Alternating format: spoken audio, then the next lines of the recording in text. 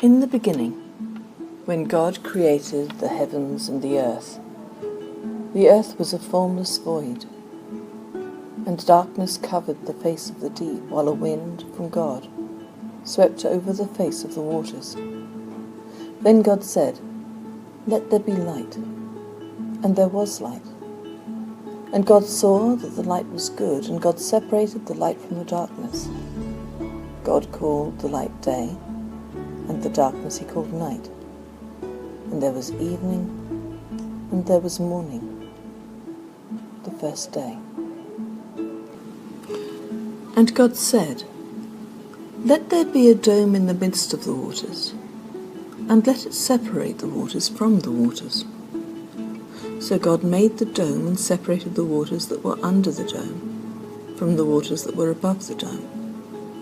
And it was so. God called the dome sky, and there was evening, and there was morning, the second day.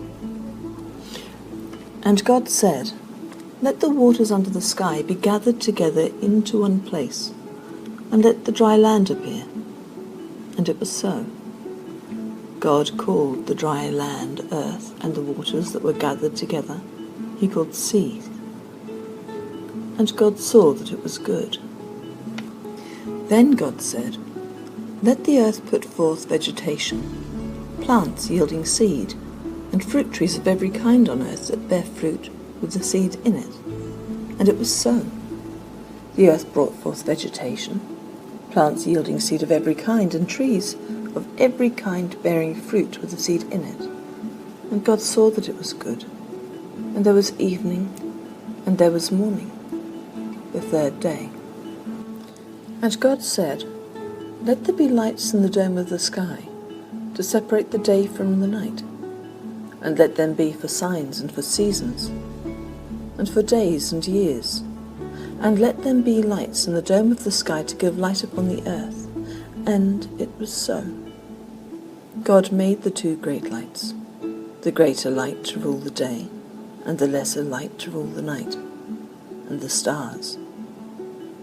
God set them in the dome of the sky to give light upon the earth, to rule over the day and over the night, and to separate the light from the darkness. And God saw that it was good. And there was evening, and there was morning, the fourth day. And God said, "Let the waters bring forth swarms of living creatures, and let birds fly above the earth across the dome of the sky."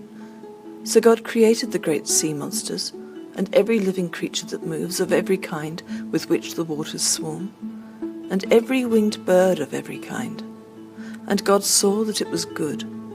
God blessed them, saying, "Be fruitful and multiply, and fill the waters and the seas, and let birds multiply on the earth." And there was evening, and there was morning, the fifth day.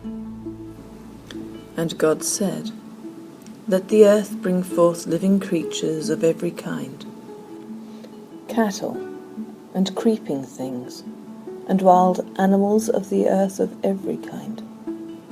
And it was so. God made the wild animals of the earth of every kind, and the cattle of every kind, and everything that creeps upon the ground of every kind. And God saw that it was good.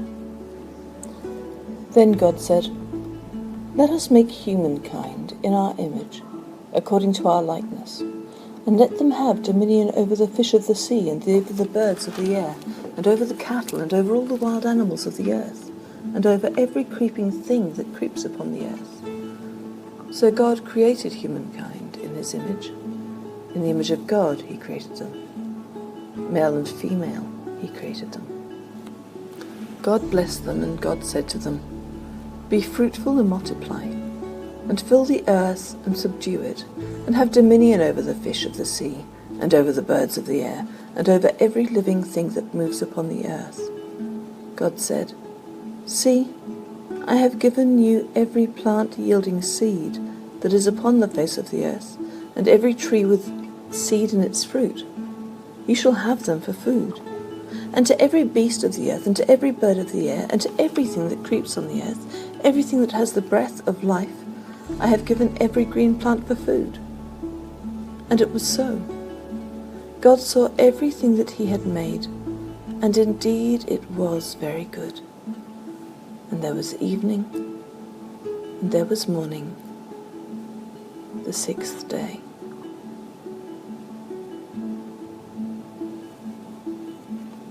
The seventh was his day of rest. Unlike many other faith traditions, God wasn't brought into being in Genesis. God was, is, ever shall be. And there are implications to our understanding of time, life, tradition, responsibility, and stewardship of our world as a consequence. We've been commissioned by an ever-present God to take care of our stewardship of the land, the animals, its sustainability. It's a sacred duty. A caretaker is someone who simply cares for things in their care. A steward is something more. They care for the land and the creatures, but are employed to make a profit through that care. How can our stewardship of the earth and the creatures, the landscapes, the crops, the air, be considered profitable to both man and God, to material as well as spiritual coffers? Is profit only a monetary term?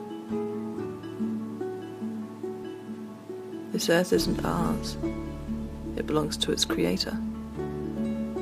We are just temporary custodians and stewards.